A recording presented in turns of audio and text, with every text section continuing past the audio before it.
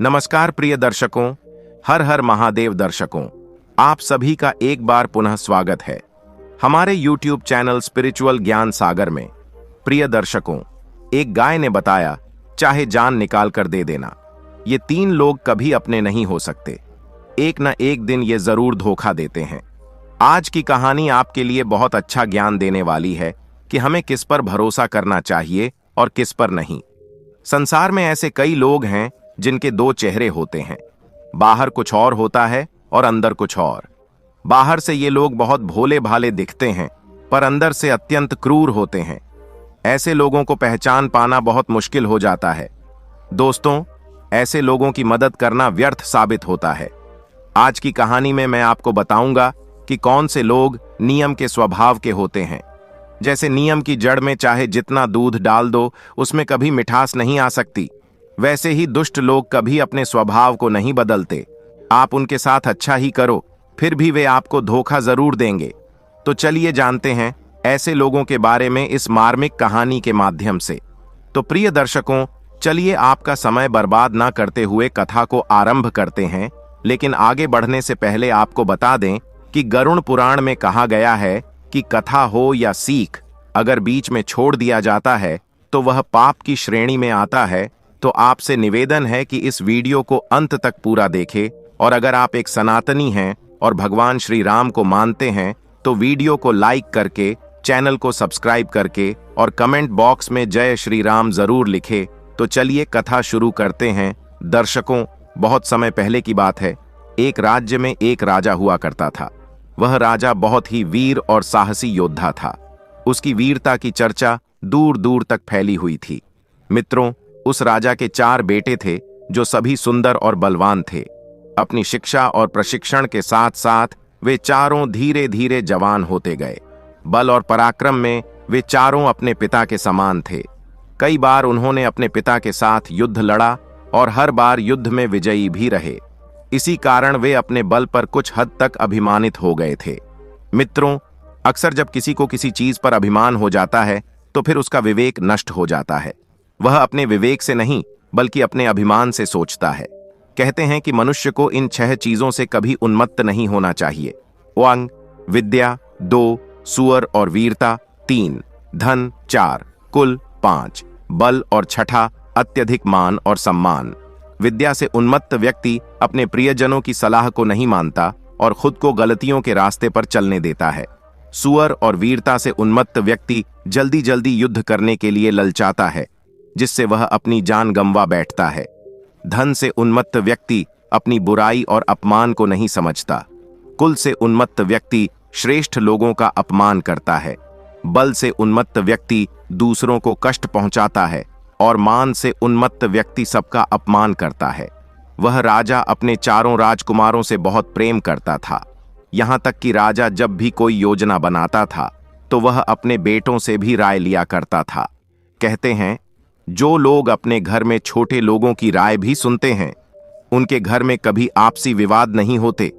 कभी कभी छोटे लोग भी बहुत काम की बातें सुझा सकते हैं। धीरे धीरे चारों राजकुमार बड़े हो गए और शिकार पर जाने लगे। एक दिन राजा ने अपने चारों बेटों को बुलाकर उन्हें समझाया, बेटों, अब तुम बड़े हो चुके हो, तुम अपनी इच्छा से कहीं भी जा सकते हो, लेकिन तुम मेरी एक बात हमेशा याद रखना, जब भी शिकार पर जाओ तो हमेशा उत्तर, पश्चिम और पूरब दिशा में ही जाना। भूलकर भी दक्षिण दिशा की ओर मत जाना। अगर तुम गलती से भी दक्षिण दिशा की ओर चले गए तो तुम बहुत बड़ी मुसीबत में फंस जाओगे। राजा के चारों पुत्रों ने अपने पिता की बात ध्यान से सुनी और दक्षिण दिशा में न जाने का संकल्प लिया। उन्होंने वचन दिया कि पिताजी, हम आपकी आज्ञा का पूरी तरह पालन करेंगे और कदापि दक्षिण दिशा में शिकार करने नहीं जाएंगे। मित्रों, अगले दिन हुआ और जैसे हमेशा होता था, चारों राजकुमार अपने घोड़ों पर सवार होकर पिता की आज्ञा का पालन करते हुए 3 दिशाओं में शिकार पर जाने लगे। लेकिन वे कभी दक्षिण दिशा की ओर नहीं गए। यही क्रम कई दिनों तक चलता रहा। एक दिन चारों राजकुमार शिकार करने के लिए जंगल में गए। पूरे दिन उन्होंने शिकार का पीछा किया, लेकिन जब शाम हुई तो वे घर लौटने लगे। आज उन्हें कोई शिकार नहीं मिला था और इस वजह से वे बहुत निराश थे। शिकार खेलते हुए चारों राजकुमार थक चुके थे और भूख प्यास से भी परेशान हो रहे थे। हारे थके वे एक वृक्ष के नीचे बैठकर आराम करने लगे। तभी उनका छोटा भाई, जो थोड़ा नटखट स्वभाव का था, अपने बड़े भाई से बोला, भैया, मुझे एक बात समझ में नहीं आई। हमारे पिताजी ने हमें 3 दिशाओं में शिकार करने के लिए तो कहा, लेकिन दक्षिण दिशा में जाने से मना किया। पिताजी ने ऐसा क्यों कहा होगा? मुझे लगता है इसके पीछे कोई बड़ा रहस्य है। शायद हमारे पिताजी ने उन 3 दिशाओं के राजाओं को हरा दिया होगा, लेकिन दक्षिण दिशा के राजा से युद्ध में हार गए होंगे, इसलिए उन्होंने हमें दक्षिण दिशा में जाने से मना किया। बड़ा भाई बोला, नहीं भाई, ऐसा नहीं हो सकता। छोटा भाई फिर बोला, मुझे तो यही लगता है कि हमारे पिता दक्षिण दिशा के राजा से हार गए हैं और उसी डर की वजह से उन्होंने हमें वहां जाने से मना किया। मुझे लगता है हमें कल दक्षिण दिशा में जाकर इसका सत्यापन करना चाहिए। हम चारों तो कुशल योद्धा हैं, हमारी वीरता पर संदेह नहीं करना चाहिए। अगर हम दक्षिण दिशा में जाएंगे तो हमारी कीर्ति और भी बढ़ जाएगी। कल सुबह हम वहां जाएंगे और इस बात की जांच करेंगे। मित्रों, छोटे भाई की बात सुनकर बड़े राजकुमारों को भी ऐसा लगा कि शायद हमारे पिता दक्षिण दिशा के राजा से हार गए होंगे। इस पर तीनों बड़े राजकुमार दक्षिण दिशा जाने के लिए तैयार हो गए और कहने लगे, ठीक है, कल हम दक्षिण दिशा की ओर प्रस्थान करेंगे। अगले दिन राजकुमार अपने घर लौटे और थके हारे अपने कक्षों में सो गए। जब सुबह हुई तो चारों राजकुमार शिकार पर जाने के लिए निकल पड़े। जाते हुए उन्होंने अपने पिता से कहा, पिताजी, हम शिकार खेलने के लिए जा रहे हैं। आज हमें थोड़ा समय लग सकता है, क्योंकि बहुत दूर के राजाओं के बेटे भी शिकार के लिए आते हैं। अगर हम देर से लौटें तो आप चिंता न करें। राजा ने कहा, पुत्रों, जैसी आपकी इच्छा है। हमें आपकी वीरता पर पूरा विश्वास है, लेकिन फिर भी कोशिश करना कि जल्दी लौट आएं। इसके बाद वे चारों राजकुमार अपने पिता से ऐसा कहकर घोड़ों पर सवार हो गए और शिकार के लिए निकल पड़े। आज उन्होंने सीधी दक्षिण दिशा की ओर यात्रा की। चलते चलते वे अपने राज्य की सीमा से बाहर निकल गए। उन्होंने घोड़ों को वहीं छोड़ दिया और भेष बदलकर दक्षिण दिशा की ओर बढ़ने लगे। चारों राजकुमार पैदल चलते हुए जंगल के रास्ते से जा रहे थे। वे बहुत दूर निकल गए और एक घने जंगल में पहुंच गए। वहां से दूर दूर तक कोई गांव नजर नहीं आ रहा था। अब उन्हें बहुत तेज प्यास लगने लगी। तब उन्होंने एक वृक्ष के नीचे बैठकर आराम करना शुरू किया। प्यास की तीव्र पीड़ा से वे बहुत परेशान हो गए थे। धीरे धीरे शाम हो गई और अंधेरा गहरा गया। तो प्यास से व्याकुल होकर बड़े भाई ने अपने छोटे भाई से कहा, जो थोड़ा नटखट स्वभाव का था, अरे छोटे भाई, तुम जरा इस वृक्ष पर चढ़कर देखो, कहीं कोई घर या आसपास पानी का स्रोत तो नहीं है। देखो, कहीं कोई तालाब नजर आ रहा हो जहां जाकर हम अपनी प्यास बुझा सकें। अगर हमें पानी नहीं मिला तो आज हमारी जान भी जा सकती है। मित्रों, छोटा राजकुमार बड़े भाइयों की बात मानकर उस वृक्ष पर चढ़ गया और चारों ओर ध्यान से देखा। उसने कहीं कोई तालाब नहीं देखा, लेकिन दूर एक कच्चा घर दिखाई दिया जिसमें एक दीपक जल रहा था और उसकी हल्की सी रोशनी भी दिखाई दे रही थी। यह देखकर छोटा भाई खुशी से नाचने लगा और वृक्ष से उतरकर बड़े भाइयों के पास गया। बड़े राजकुमारों ने पूछा, क्या हुआ भाई, ऐसा क्या देखा है जो तुम नाच रहे हो? छोटा राजकुमार बोला, भैया, मैंने देखा है कि यहां से थोड़ी दूर पर एक कच्चा घर है और वहां एक जलता हुआ दीपक दिखाई दे रहा है। अगर हम उस स्थान तक पहुंच सकें तो वहां हमें पानी मिल सकता है। मित्रों, छोटे भाई की बात सुनकर चारों भाई बहुत खुश हुए और उसे साथ लेकर उस घर की ओर बढ़ने लगे। कुछ देर बाद वे उस घर के पास पहुंचे और देखा कि घर के बाहर एक कुआं भी था। कुएं को देखकर चारों भाई खुशी से झूम उठे, क्योंकि अब उन्हें पानी मिल सकता था। लेकिन जब उन्होंने कुएं के अंदर देखा तो पाया कि कुएं में पानी था, लेकिन वह बहुत नीचे था। वहीं एक बाल्टी रखी हुई थी, लेकिन रस्सी नहीं थी। अब चारों भाई सोचने लगे, जल तो मिल गया, पर रस्सी के बिना इसे निकालेंगे कैसे? अगर हमें पानी नहीं मिला तो हमारी जान चली जाएगी। तब बड़े भाई ने छोटे से कहा, तुम इस घर में जाकर पूछो, शायद यहां किसी के पास रस्सी हो। अगर घर के बाहर कुआं है तो अंदर रस्सी भी होनी चाहिए। तुम जाओ और रस्सी मांग कर लाओ। मित्रों, तीनों बड़े राजकुमार वहीं बैठ गए और छोटा राजकुमार घर के द्वार पर जा पहुंचा। जब वह दरवाजे के पास पहुंचा तो उसने खटखटाया और आवाज लगाई, क्या अंदर कोई है? मुझे रस्सी दे दो ताकि हम कुएं से पानी निकाल सकें। हम चारों भाई बहुत प्यासे हैं। अगर हमें पानी नहीं मिला तो हम मर जाएंगे। दर्शकों, जब उसने आवाज दी तो एक बहुत सुंदर लड़की घर से बाहर आई। राजकुमार ने हाथ जोड़कर कहा, देखिए, हम प्यासे हैं। हम चारों भाई बहुत प्यासे हैं और हमारे भाई कुएं के पास बैठे हैं। वहां बाल्टी तो रखी है लेकिन रस्सी नहीं है। अगर आपके घर में रस्सी मिल जाए तो आपका बहुत एहसान होगा। वह लड़की बहुत सुंदर थी और वह छोटा राजकुमार भी काफी रूपवान था। लड़की उसे देखकर मोहित हो गई और सोचने लगी, आज तो घर बैठे शिकार करने आया यह खूबसूरत युवक, इसे मैं अपना पति बना लूंगी। वह लड़की विचारों में खोई हुई थी जब राजकुमार ने फिर कहा, हे देवी, तुम किस सोच में पड़ी हो? अगर तुम्हारे पास रस्सी हो तो कृपया हमें दे दो। लड़की ने कहा, ठीक है, थोड़ा इंतजार करो, मैं अपनी बड़ी बहन से पूछ कर आती हूं। फिर वह लड़की अंदर गई और अपनी बड़ी बहन से कहा, बहन, एक युवक बाहर खड़ा है जो राजकुमार जैसा लगता है। वह रस्सी लेने आया है और बहुत प्यासा है। इतना सुनकर उसकी बड़ी बहन भी बाहर आई और उस राजकुमार को देखा। राजकुमार ने फिर कहा, अगर आपके घर से हमें रस्सी मिल जाए तो हमें कुएं से पानी निकालने में आसानी होगी। हम चारों भाई बहुत प्यासे हैं, कृपया हमें रस्सी दे दीजिए, आपका बड़ा एहसान होगा। राजकुमार की बात सुनकर बड़ी बहन बोली, रस्सी तो मिल जाएगी, लेकिन आप लोगों के लिए हमारी एक शर्त माननी पड़ेगी। अगर आप हमारी शर्त मानते हो तो हम आपको रस्सी दे देंगे, और केवल रस्सी नहीं, हम आपको पानी भी पिलाएंगे और यहां विश्राम करने के लिए उचित व्यवस्था भी करेंगे। राजकुमार ने कहा, ठीक है, आप थोड़ी देर रुको, मैं पहले अपने भाइयों से पूछ लूंगा, जो वे कहेंगे वही हम करेंगे। फिर वह राजकुमार अपने तीनों भाइयों के पास लौट आया और सारी बात अपने भाइयों से कहकर वह राजकुमार बोला, देखो भाइयों, हमें पानी तो मिल जाएगा, लेकिन उन लड़कियों की एक शर्त है जिसे हमें मानना पड़ेगा। उन्होंने कहा कि अगर हम उनकी शर्त मान लेते हैं तो हमें पानी मिलेगा, भोजन मिलेगा और विश्राम के लिए एक बिछौना भी मिलेगा। मित्रों, चारों राजकुमार बहुत प्यासे थे और उन्हें उस समय केवल पानी पीकर अपनी जान बचानी जरूरी लग रही थी। वे सब एक मत से बोले, ठीक है, अगर हमें पानी पीने को मिल जाए तो हम उनकी शर्त मानने के लिए तैयार हैं।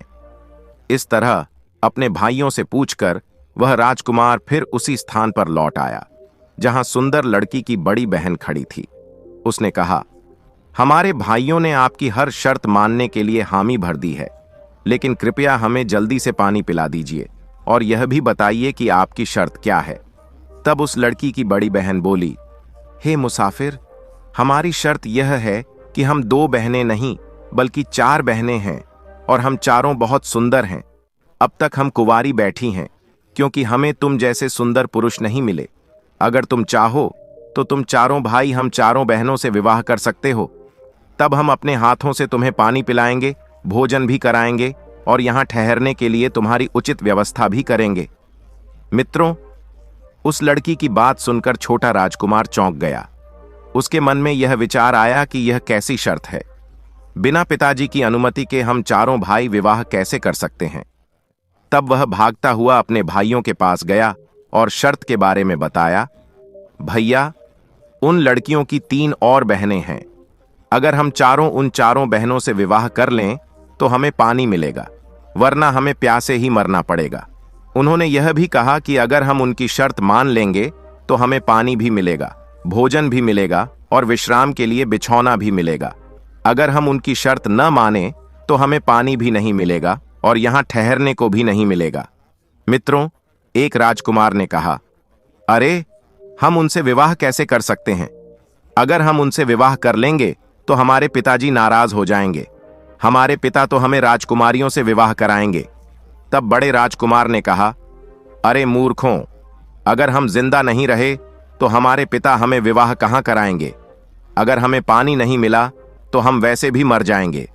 पहले पानी पीकर अपनी जान बचाओ, फिर जो होगा देखा जाएगा। और अगर हम राजकुमार हैं तो हम 1 नहीं दो दो विवाह कर सकते हैं, इसमें कोई दिक्कत नहीं है। इस प्रकार चारों राजकुमार उन लड़कियों की शर्त मानने के लिए राजी हो जाते हैं। वे चारों लड़कियों से कहते हैं, हमें आपकी शर्त मंजूर है, आप हमें पानी पिला दीजिए। यह सुनकर उन चारों बहनों को बहुत खुशी होती है। वे बड़े प्रेम से उन चारों भाइयों को जल पिलाती हैं। पानी पीने के बाद राजकुमारों को कुछ राहत मिलती है। फिर वे जल्दी जल्दी भोजन बनाकर उन्हें खिलाती हैं और कहते हैं, हे राजकुमारों, मैं मंडप तैयार कर रही हूं, आप विवाह के लिए तैयार हो जाइए। मित्रों, जब चारों राजकुमार पानी पी लेते हैं तो एक राजकुमार मन ही मन सोचता है, हमें जो चाहिए था वह हमें मिल गया। अब अगर हम इनकी बात नहीं मानेंगे तो ये हमारे साथ क्या करेंगे? यह सोचकर उन चारों में से एक राजकुमार कहता है, हे लड़कियों, विवाह करने की बात तो हमने पानी पीने के लिए कही थी, लेकिन अब हम तुमसे विवाह नहीं कर सकते।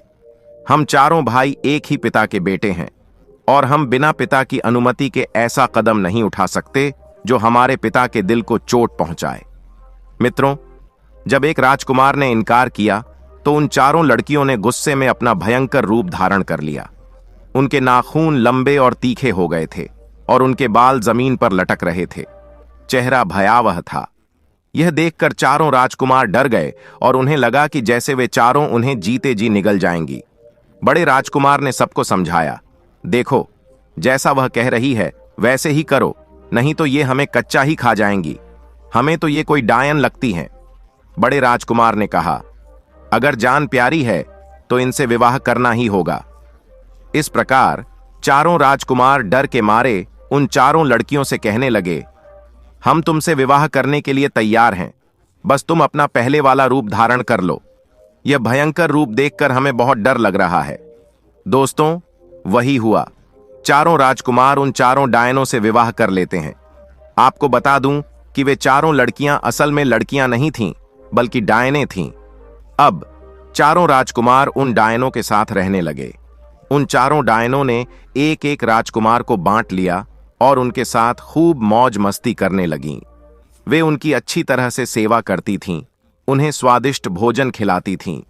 अब तो वे राजकुमार उनके घर में खाकर अच्छे से मोटे और ताजे हो रहे थे। मित्रों, एक दिन तीनों भाइयों ने देखा कि उनका छोटा भाई बहुत कमजोर हो गया है। उसका शरीर सूखकर कांटा सा हो गया है। यह देखकर उन तीनों भाइयों ने छोटे भाई से पूछा, हे भाई, तुम इन डायनों के साथ रहते हो, वे तुम्हें अच्छा खासा भोजन खिलाती हैं, फिर ऐसी क्या बात है कि हम तो मोटे ताजे हो रहे हैं और तुम सूखते जा रहे हो? तुम्हारा रंग क्यों काला हो गया है? क्या कोई परेशानी है? अपने बड़े भाइयों के इस सवाल पर छोटा राजकुमार बोला, भाइयों, मैं इस समय बहुत बड़ी परेशानी में हूं। बड़े भाइयों ने पूछा, क्या परेशानी है? तब छोटा राजकुमार बोला, भाइयों, हमारी जो पत्नी है, जब वह हमें भोजन परोसकर लाती है और जैसे ही हम पहला निवाला मुंह में डालते हैं तो हमारी पत्नी हमारी तरह पीट पीट कर रोने लगती है। इससे हम पूरा भोजन नहीं कर पाते और हमारा पेट खाली रह जाता है। जब हम उससे पूछते हैं कि तुम क्यों रोती हो तो वह कोई न कोई बहाना बना देती है और बात को टाल देती है। हमारी पत्नी सही बात नहीं बताती, इसलिए हम सूखते जा रहे हैं, क्योंकि हमारा पेट ठीक से नहीं भर पा रहा है। ऊपर से हमें घर की बहुत याद आती है। सोचते हैं कि पिताजी हमारी कितनी चिंता कर रहे होंगे। छोटे राजकुमार की बात सुनकर एक बड़े राजकुमार ने कहा, अरे भाई, तुम्हें उससे पूछना चाहिए कि वह क्यों रोती है। रोना तो हमें चाहिए, क्योंकि हम अपने राज्य से इतनी दूर इन डायनों के चक्कर में फंस गए हैं। छोटा राजकुमार बोला, भाइयों, मैं उससे पूछता तो हूं, लेकिन वह सही जवाब नहीं देती। जब मैं पूछता हूं तो वह कहती है कि यह मेरी रोने की आदत है। जब मेरा मन करता है मैं रोने लगती हूं। बड़े भाई ने कहा, भाई, ऐसा नहीं हो सकता। किसी के रोने का कोई ना कोई कारण तो जरूर होता है। जब वह खाना खिलाते समय रोती है तो इसमें कोई खास बात जरूर छुपी होगी। आज तुम उससे जबरदस्ती पूछो, और अगर वह जबरदस्ती पूछने पर भी नहीं बताए तो उससे कह दो कि आज मैं खाना नहीं खाऊंगा। हम जानते हैं कि तुम्हारी पत्नी तुमसे बहुत प्रेम करती है, और जब तुम खाना नहीं खाओगे तो वह जरूर तुम्हें बताएगी कि वह क्यों रोती है। छोटा भाई बोला, अरे भैया, मैं उससे जबरदस्ती कैसे पूछ सकता हूं? मैं उससे यह कैसे कहूं कि मैं खाना नहीं खाऊंगा? क्योंकि मैं उससे बहुत प्रेम करता हूँ और वह भी मुझसे बहुत प्रेम करती है। वह मुझसे प्रेम तो बहुत करती है, लेकिन रोने का कारण नहीं बताती। मैं उससे यह कह ही नहीं पाता कि मैं खाना नहीं खाऊंगा। तब बड़ा भाई बोला, अरे पागल, खाना तो बाद में खा लेना, पहले उसे सिर्फ यह धमकी दे देना। अगर वह तुमसे प्रेम करती है तो तुम्हारे इतना कहने पर वह अपने रोने का कारण जरूर बताएगी। दोस्तों, वही हुआ। जब छोटा राजकुमार अपनी पत्नी के पास गया और शाम होते ही उसकी पत्नी भोजन लेकर आई, तो जैसे ही वह छोटा राजकुमार खाने के लिए बैठता है और पहला निवाला मुंह में डालता है, उसकी पत्नी, जो एक डायन थी, रोने लगती है। यह देखकर छोटा राजकुमार अपना भोजन हटा देता है और कहता है, देखो भद्री, मैं तुमसे बहुत प्रेम करता हूं। आज मुझे तुम्हें यह बताना ही पड़ेगा कि तुम क्यों रोती हो। जब भी मैं खाना खाने बैठता हूं, तुम हमारी तरह पीट पीट कर रोने लगती हो। इसका क्या कारण है? क्या तुम्हें कोई परेशानी है? आज मुझे यह रहस्य बताना ही होगा। उस राजकुमार के ऐसा पूछने पर उसकी पत्नी यानी छोटी डायन कहने लगी, नहीं, आप खाना खाइए। आप नहीं जानते, मेरा जब भी मन करता है मैं रोने लगती हूं। राजकुमार ने कहा, तुम्हारा कैसा मन है? जब मैं खाना खाता हूं तभी तुम रोती हो। इसका कोई ना कोई कारण तो होगा। मुझे सच बताओ, क्या कारण है? और नहीं तो मैं खाना नहीं खाऊंगा। आप नहीं जानती मैं तुमसे कितना प्रेम करता हूं। राजकुमार के ये शब्द सुनकर उसकी पत्नी कहने लगी, नहीं नहीं, आप खाना खाइए। लेकिन राजकुमार ने कहा, नहीं, जब तक तुम अपने इस रहस्य के बारे में नहीं बताओगी तब तक मैं खाना नहीं खाऊंगा। अंत में वह बेबस हो जाती है और कहती है, ठीक है, आप खाना खाइए, मैं आपको मेरे रोने का कारण जरूर बताऊंगी। अब वह बड़े प्यार से छोटे राजकुमार को भोजन कराती है और फिर कहती है, देखिए स्वामी, अब हमारे रोने का कारण सुनिए। मैं आपसे दिलों जान से प्रेम करती हूं, इसलिए यह भेद बता रही हूं। ध्यान से सुनिए। जिन बहनों ने आपके बड़े भाइयों से विवाह किया है, वे कोई साधारण लड़कियां नहीं हैं। हम चारों बहनें डायन हैं और हमारी एक माँ भी है जो हर समय मांस का सेवन करती है। हमारी ये तीनों बहनें जंगल से शिकार लाकर माँ को खिलाती हैं। जब तक उन्हें जंगली शिकार मिलता रहेगा तब तक आपकी जिंदगी सुरक्षित रहेगी। लेकिन जिस दिन भी हमारी इन बहनों को माँ को खिलाने के लिए मांस नहीं मिलेगा, तो ये डायनें आपके भाइयों को मारकर खा जाएंगी। आपकी जान मुसीबत में पड़ सकती है। लेकिन मैं आपसे बहुत प्रेम करती हूं और मैं अपनी बहनों की तरह आपको नुकसान नहीं पहुंचाऊंगी। फिर भी मैं यह सोचकर रोती रहती हूं कि आप अपने भाइयों से बहुत प्रेम करते हैं और जब मेरी बहनें उन्हें मारकर खा जाएंगी तो आप मुझे भी प्रेम करना छोड़ देंगे। मुझे नहीं पता कि कब हमारी बहनें आपके भाइयों पर मौत बनकर टूट पड़ेंगी। हम डायनों के लिए इंसान की जिंदगी एक खिलौना है। जब तक खेल रहे हैं तब तक खिलाते हैं, लेकिन जब मन में आया तो उसी दिन मारकर खा जाएंगे। मैं यही सोच सोच कर दुखी रहती हूं कि कभी न कभी ये मुसीबत आ सकती है। दोस्तों, यह सुनकर छोटा राजकुमार बहुत भयभीत हो जाता है। उसकी पत्नी कहती है, हे स्वामी, आप घबराइए मत, मैं आपके चारों भाइयों की जान बचा सकती हूं। लेकिन पहले आपको अपने भाइयों से यह पूछ कर आना होगा कि अगर उनकी जान बच जाए तो वे क्या किसी एक जान के बदले किसी और की जान बचा सकते हैं। छोटा राजकुमार कहता है, ठीक है, मैं अभी पूछ कर आता हूं। इधर वे चारों डायनें शिकार की तलाश में बाहर जाती हैं और छोटा राजकुमार अपने भाइयों को इकट्ठा कर बताता है, भाइयों, हम यहां बुरी तरह फंसे हुए हैं। जो आपकी पत्नियां हैं वे साधारण महिलाएं नहीं हैं, वे डायनें हैं। मेरी पत्नी मुझसे बहुत प्रेम करती है, इसलिए उसने यह बात मुझे बताई है कि किसी भी दिन हमारी जान की नौबत आ सकती है। ये डायनें हमें मारकर खा सकती हैं।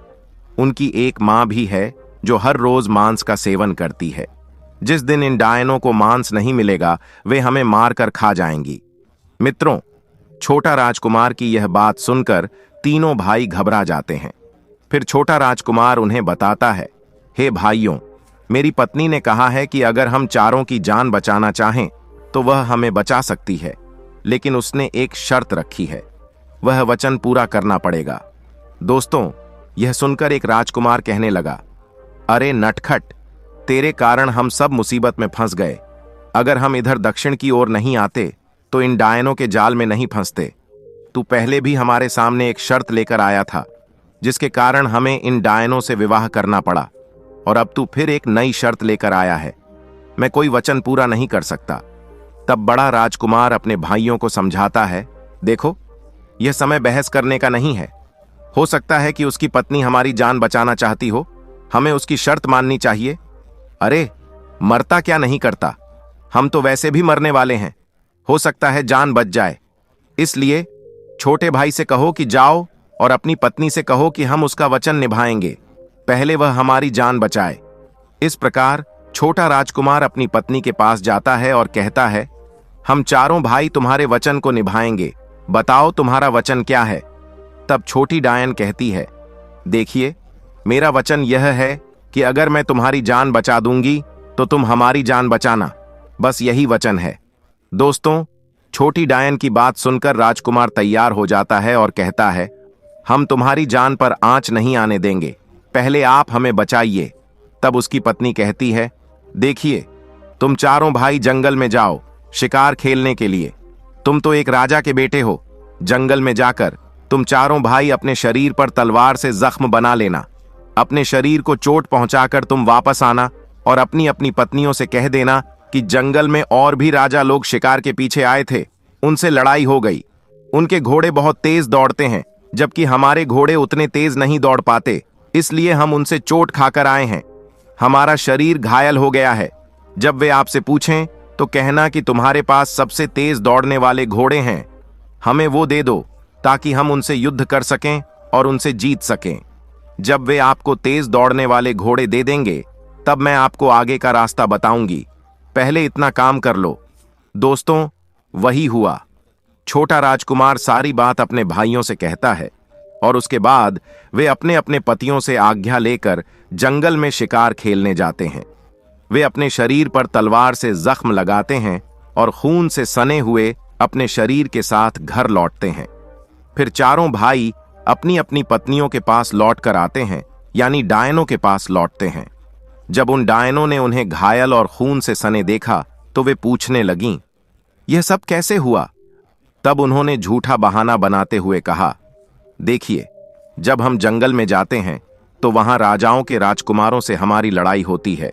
उनके घोड़े बहुत तेज दौड़ते हैं, जबकि हमारे घोड़े उनके घोड़ों के मुकाबले धीमे होते हैं, इसलिए हमें चोट लगती है और हमारे शरीर की यह हालत हो जाती है। राजकुमारों की बात सुनकर वे डायनें कहने लगीं, तो हमें बताओ, हम तुम्हारे लिए क्या कर सकते हैं जिससे तुम उनसे जीत सको। तब वे तीनों भाई कहते हैं, देखिए, तुम्हारे पास जो सबसे तेज दौड़ने वाले घोड़े हैं वे हमें दे दो ताकि हम उनसे युद्ध कर सकें और विजय प्राप्त कर लें। राजकुमारों की बात सुनकर वे डायनें कहने लगीं, अगर ऐसी बात है तो हम तुम्हारे साथ युद्ध करने चलते हैं। राजकुमारों ने कहा, देखो, तुम एक स्त्री हो और हमारे होते हुए अगर एक स्त्री राजाओं से युद्ध करेगी तो हमारी कितनी बेइज्जती होगी। लोग कहेंगे कि हम कायर हैं जो अपनी स्त्रियों को लेकर युद्ध करने आए हैं। हम नहीं चाहते कि हमारी बदनामी हो। हम एक राजा के बेटे हैं और युद्ध की कला को अच्छी तरह जानते हैं। बस आप इतनी मेहरबानी करें कि आपके अस्तबल में जो तेज दौड़ने वाले घोड़े हैं वो हमें दे दो। राजकुमार की बातें सुनकर वे तीनों डायनें अपनी छोटी बहन से कहती हैं, जाओ, इन्हें हमारे अस्तबल से तेज दौड़ने वाले घोड़े दे दो। अब छोटी डायन उन चारों राजकुमारों को लेकर अस्तबल में आती है और सबसे तेज दौड़ने वाले घोड़े उन्हें दे देती है। फिर वे चारों भाई पूछते हैं, अब आगे का रास्ता बताइए, हमें आगे क्या करना है। तब छोटी डायन कहती है, देखिए, यहां से तुम्हें बहुत दूर जंगल में जाना होगा और जंगल के अंतिम छोर पर एक नदी बहती है। उस नदी को जब तुम पार कर लोगे तब हमारी बहनों की कोई शक्ति तुम पर काम नहीं करेगी, क्योंकि नदी के उस पार हम चारों बहनों की कोई ताकत नहीं चलती है। यदि तुम नदी पार कर सकोगे तो तुम्हारी जान बच जाएगी, लेकिन वचन के मुताबिक अगर वे पूछें कि यह रहस्य तुम्हें किसने बताया तो हमारा नाम मत लेना, हमारी जिंदगी को बचा लेना। दोस्तों, तब चारों राजकुमारों ने वचन दिया कि हम तुम्हारा नाम नहीं लेंगे। मित्रों, इस प्रकार वे चारों भाई तेजगमी घोड़ों पर बैठकर वहां से दौड़ पड़ते हैं और सबसे तेज दौड़ने वाले घोड़ों पर सवार होकर वे जंगल के अंतिम छोर तक पहुंच जाते हैं। इधर शाम हो चुकी थी और जब वे चारों राजकुमार लौटकर नहीं आए तो उन डायनों को चिंता होने लगी कि आखिर वे लौटकर क्यों नहीं आए। उन्होंने अपनी छोटी बहन से कहा, जाकर देखो, शाम हो गई है, हमारे पति लौटकर क्यों नहीं आए। दोस्तों, छोटी डायन को तो सब पहले से पता था। वह कुछ दूर देखने जाती है और थोड़ी देर में लौटकर आकर कहती है, मेरी प्यारी बहनों, लगता है चारों राजकुमार यहां से भाग गए हैं। उन चारों ने हमारे साथ धोखा किया है। ये सुनते ही वे तीनों डायनें व्याकुल हो जाती हैं और वे चारों भागकर अपनी मां के पास पहुंचती हैं। अपनी मां को लेकर वे राजकुमारों का पीछा करती हैं। कुछ ही देर में वे जंगल के अंतिम छोर तक पहुंच जाती हैं। मित्रों, जब तक वे जंगल के अंतिम छोर तक पहुंची तब तक चारों राजकुमार नदी पार कर चुके थे। इधर जब उन डायनों की मां ने देखा तो वह अपनी चारों बेटियों पर चिल्लाती हुई कहने लगी, अरे मूर्खों, हाथ में शिकार आया हुआ था और तुम लोग भाग गए। खैर, कोई बात नहीं। उन डायनों की मां जाते जाते उन राजकुमारों से पूछती है, तुम तो नदी पार कर चुके हो, हमारी पहुंच से दूर निकल चुके हो। अब हमारी कोई शक्ति तुम पर काम नहीं करेगी, लेकिन अब तुम्हारी जान बच गई है। अब जाते जाते हमें यह तो बता दो कि यह बचने का रास्ता तुम्हें किसने बताया। मित्रों, राजकुमार के तीनों भाई बड़े ही दुष्ट थे और एहसान फरामोश। उन्होंने सोचा, हम तो अब बच ही गए हैं, अब इसे बता ही देते हैं कि यह रहस्य हमें कैसे पता चला। जैसे ही वे बताने को हुए उसी समय छोटे भाई ने इशारों में कहा, भाइयों, यह भेद इन डायनों को मत बताना। हमने उस छोटी वाली को वचन दिया है, उसने हमारी जान बचाई है। अब हमारा धर्म बनता है कि हम उसकी जान की रक्षा करें, नहीं तो हमारी पत्नी को ये लोग मार डालेंगे। लेकिन दोस्तों, कहते हैं ना कि नीच कभी अपनी नीचता से बाज नहीं आता। वे तीनों भाई बड़े दुष्ट थे। उन्होंने अपने छोटे भाई से कहा, अरे भाई, अब तो हमारी जान बच ही गई है। तेरी पत्नी मरे तो मरे, आखिर वह भी तो इन्हीं डायनों की बहन थी। मित्रों, इस प्रकार वह छोटा भाई बार बार उनसे इस बात का आग्रह करता रहा कि यह भेद मत बताना, लेकिन उनके तीनों भाई नहीं माने। उन्होंने उन डायनों की मां को सारी बात बता दी कि तुम्हारी छोटी बेटी ने हमें वहां से निकलने का रास्ता बताया है। अब उस डायन ने और उसकी तीनों बहनों ने क्रोध में आंखें लाल करते हुए अपनी छोटी बहन पर हमला कर दिया और गुस्से में आकर उसे मार डाला, नोच कर खा गई। उसकी हड्डियों को वहीं पर डाल दिया। यह देखकर वे तीनों भाई बहुत खुश हुए, मगर छोटा भाई, जिसकी वह पत्नी थी, वहीं बैठकर रोने लगा।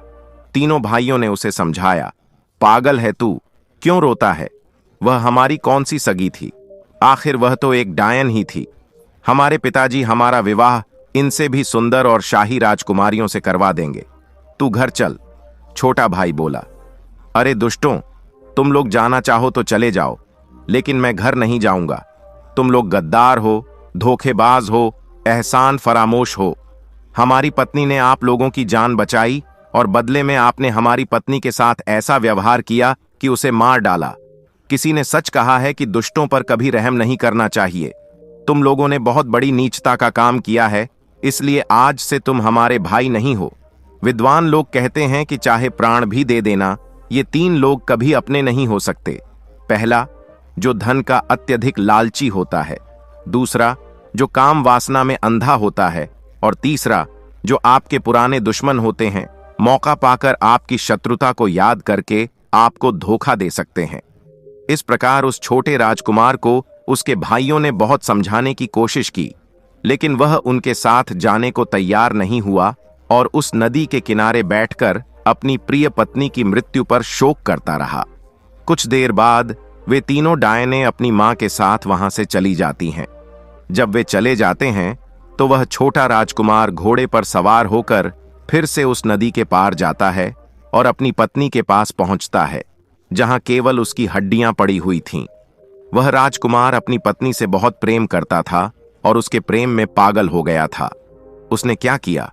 उसने अपनी पत्नी की एक चिता तैयार की और उसकी हड्डियों को लेकर उसी चिता पर बैठकर रोने लगा। फिर वह अपनी पत्नी के साथ उसी चिता में जलकर मर गया। दोस्तों, कहते हैं, प्रेम में इंसान कोई भेदभाव नहीं करता।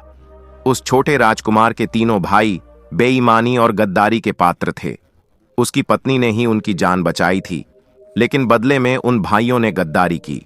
ऐसे धोखेबाजों को परमात्मा कभी माफ नहीं करता। कहते हैं कि धरती पर सुमेरु पर्वत सबसे बड़ा पर्वत है, लेकिन मैं उसे पर्वत नहीं मानता। वह तो उस पर्वत से भी भारी है जितना कि धोखेबाज लोगों से पृथ्वी दब चुकी है। और एक वह भाई था जिसने अपनी जान बचाने वाले के साथ अपनी जान गंवा दी। यह कहानी हमें यह सिखाती है कि यदि कोई हमारे ऊपर एहसान करता है, हमें किसी कठिन समय में मदद करता है और हमारी जान बचाता है, तो हमारा कर्तव्य है कि हम भी उसकी जान की रक्षा करें। हमें कभी भी उसके साथ बुरा नहीं करना चाहिए जो हमारे साथ अच्छा करे। जो ऐसा करता है उसे अंततः भयंकर दंड भुगतना पड़ता है। तो प्रिय दर्शकों, इस कथा के विषय में आपके क्या विचार हैं? कृपया अपनी राय कमेंट बॉक्स में प्रस्तुत करें। तो प्रिय दर्शकों, आशा करते हैं आपको यह कथा अवश्य ही पसंद आई होगी। अगर आपको यह कथा पसंद आई है तो इस वीडियो को लाइक करिए, और अगर आप सभी लोग हमारे चैनल पर नए हैं तो हमारे चैनल स्पिरिचुअल ज्ञान सागर को अवश्य सब्सक्राइब करें। साथ ही इस वीडियो को ज्यादा से ज्यादा लोगों में शेयर करें ताकि उन्हें भी इस विषय में पता चल सके। और इस वीडियो के कमेंट सेक्शन में जय श्री कृष्ण अवश्य लिखें। बाकी मित्रों, इस वीडियो को यहां तक देखने के लिए आप सभी लोगों का दिल से धन्यवाद। जय श्री राम।